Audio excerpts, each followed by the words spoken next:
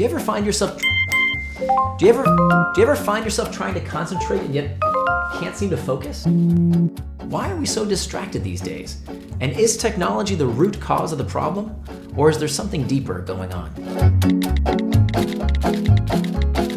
My name is Nir Eyal, and I have spent the last 5 years researching and writing about the deeper psychology of distraction. When I found myself struggling with distraction, I decided to do what many people advise and got rid of the distracting technology. I got myself a flip phone without any apps. All it did was phone calls and text messages. Then I got a word processor from the 1990s without any sort of internet connection.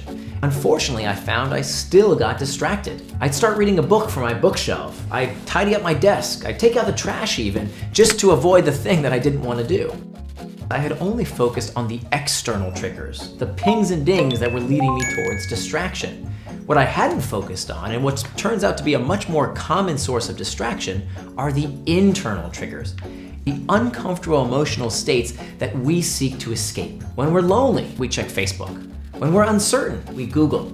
When we're bored, we check the news, stock prices, sports scores, anything to not feel these uncomfortable sensations that we're not ready to experience. Here are a few techniques I discovered in my research that can help us stay on track. First, what you want to do is to make sure you plan your day. 2/3 of people don't keep any sort of calendar, any kind of schedule in their day. Well, the fact of the matter is, if you don't plan your day, somebody is going to plan it for you. Many of us believe in this myth of the to-do list. I used to think that just by writing things down, they'd get done. But of course, I go from day to day to day recycling the bottom half of my to-do list because I wasn't making time to do those tasks. So the best place to start is not with the output of what you want to get done every day, but with the input of how much time you have to devote to every task. So distraction has many consequences. One of them is that we find that when someone is interrupted during a task, it can take up to 20 minutes for them to refocus on what they were doing. Many times we don't even realize how much worse our output is when we... So check email in one solid block. If you enjoy using social media, that's great, but make time for it in your day so it's not something you're only using every time you feel bored or lonely.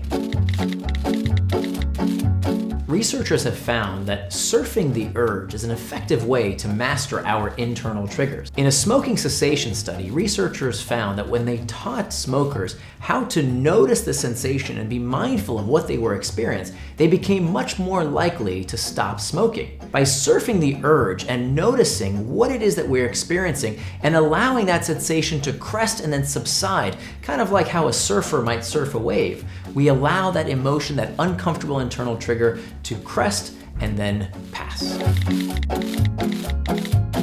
The next thing that we want to do is to be careful of liminal moments. Liminal moments are these periods of time when we are transitioning from one task to the other. So for example, if you start checking your email on the way back from a meeting and you're finally at your desk and you keep checking your email instead of getting to the task at hand, well, now that liminal moment has turned into a distraction. So be careful those times when you're transitioning from one task to the next.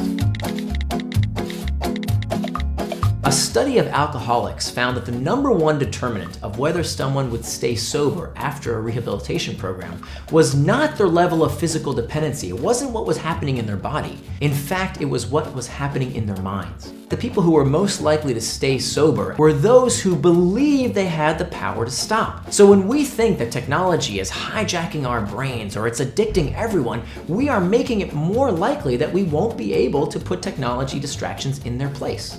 So don't believe this line that there's nothing we can do. Clearly, there's so much we can do to help make sure that we get the best out of these products without letting them get the best of us. Thanks for watching. Don't forget to subscribe and click the bell to receive notifications for new videos. See you again soon.